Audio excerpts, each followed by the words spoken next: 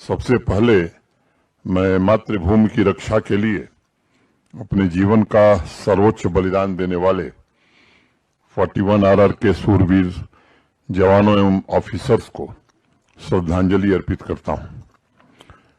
इस यूनिट ने आत्मशक्ति एवं संकल्प शक्ति का परिचय देते हुए वीरता के अनेक सम्मान अब तक हासिल किए हैं, जो भारत राष्ट्र के सैन्य इतिहास में स्वर्ण अक्षरों में अंकित है।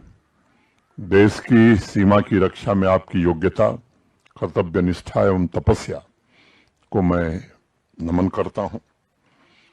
माननीय मुख्यमंत्री महाराष्ट्र श्री एकनाथ शिंदे जी तथा सांस्कृतिक मंत्री श्रीमान सुधीर जी का भी आभार व्यक्त करता हूं, जिन्होंने कर्म क्षेत्र में पूरी मुस्तैदी से जुटे बहादुरों के लिए शौर्य एवं दृढ़ निष्ठा की प्रेरणादायी गंगोत्री को सीमा पर लाने में अहम भूमिका निभाई है। इससे पहले भी 3 अलग अलग अवसरों एवं स्थानों पर छत्रपति शिवाजी महाराज की मूर्ति स्थापना के ऐतिहासिक पलों की साक्षी रह चुकी है। वीर प्रहरियों के बीच में मां भारती के युगवीर, शक्ति के अवतार, भवानी भक्त, देश के पुण्य प्रताप छत्रपति शिवाजी महाराज की जीवंत प्रतिमा की उपस्थिति मैं एक अलौकिक घटना मानता हूं। हमारी संस्कृति में वीरों के 4 प्रकार माने जाते हैं, एक दानवीर, एक दयावीर, एक धर्मवीर और एक युद्धवीर। मुझे लगता है कि शिवाजी महाराज भारत माता के इकलौते संतान थे, सपूत थे, जिनमें वीरों के चारों स्वरूप समाहित थे। सदियों गुजर जाने के बाद भी हर एक भारतवासी के हृदय की वह जीवन धड़कन है। वह कैसे वीर महापुरुष हैं जिनके नाम के स्मरण मात्र से रगों में खून दौड़ने लगता है। स्मृति पटल में उनकी छाया भर से इस देश के नैतिक मूल्यों और आदर्शों की धारा प्रस्फुटित होने लगती है। देश विदेश में कहीं भी अगर भारत का नागरिक शिवाजी महाराज की मूर्ति या चित्र देख लेता है तो उसका मस्तक अपने आप गर्व से ऊंचा होने लगता है। वीरों को उनका संदेश था, स्वतःवर विश्वास ठेवा आणि मी नेहमी तुझ्या सोबत। असेन मित्रों, भारतवर्ष के इतिहास में अनेक गौरवपूर्ण कालखंड हैं। उसमें छत्रपति शिवाजी महाराज का उज्जवल कालखंड वीरता के गगन मंडल में असंख्य तारों की तरह चमकता रहता है, और दीपावली के ठीक पहले उनकी मूर्ति का यह लोकार्पण सीमा पर साहस और प्रेरणा के असंख्य दीप जलाता रहेगा, ऐसा मुझे विश्वास है। कानपुर के पास एक गांव के रहने वाले हिंदी के एक बड़े प्रसिद्ध कवि हुए महाकवि भूषण शिवाजी महाराज के दरबार के वो कवि थे।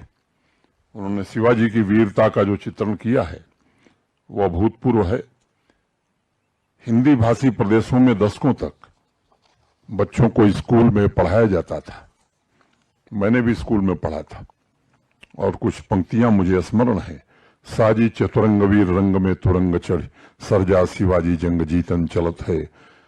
भूषण भनत नाद बिहद नगारन के, नदी नद मद गैवरन के रलत हैं। थारा पर पारा पारा वारियों हलत हैं, थारा पर पारा पारा वारियों हलत हैं। शिवाजी के विजय प्रयाण की गाथा उत्साह का संचार करती है और राष्ट्र विरोधी शक्तियों के खिलाफ एक बड़ी ललकार भरती है। देश, धर्म और संस्कृति के लिए जिस प्रकार का त्याग छत्रपति शिवाजी महाराज ने किया है, उसने उनके शिव नाम को सार्थक भी किया है। मुझे खुशी है कि शैव दर्शन की इस पवित्र भूमि मां शारदा की इस मिट्टी में आज 7 नवंबर को एक नई परंपरा शुरू हो रही है। मेरा आग्रह होगा कि हर वर्ष 7 नवंबर को कुपवाड़ा में छत्रपति शिवाजी महाराज पर्व मनाया जाए, ऐसा हम आर्मी के जवानों से अनुरोध करेंगे। मैं नहीं जानता कि इतिहास में उनका कश्मीर से क्या संबंध था, लेकिन कोई न कोई रिश्ता जरूर था, ऐसा मुझे लगता है। अनेक मोर्चों पर दक्षिण में उन्होंने मुगल सेना को हराया था।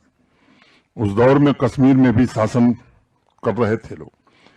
शायद इसलिए महाकवि भूषण ने शिवा बावनी में कश्मीर का जिक्र किया है और लिखा है कि राजन के राज सब साहन के सिरताज, आज शिवराज पातशाही चित्त धरी है, बलख बुखारे कश्मीर लो परी पुकार, धाम धाम धूम धाम रोम साम परी है। विजय की प्राप्ति पवित्र आकांक्षा है और भला बहादुर जवानों से बेहतर इसे कौन समझ सकता है। अनेक इतिहासकारों ने लिखा है कि जब भी शिवाजी महाराज व्यतीत होते थे तब वह भीष्म, अर्जुन, कृष्ण, भवानी और अपने गुरु समर्थ रामदास को याद करते थे। सिर्फ एक ही वरदान मांगते थे कि उनकी भुजाओं में बल दो ताकि वह गरीब एवं कमजोर की रक्षा कर सकें।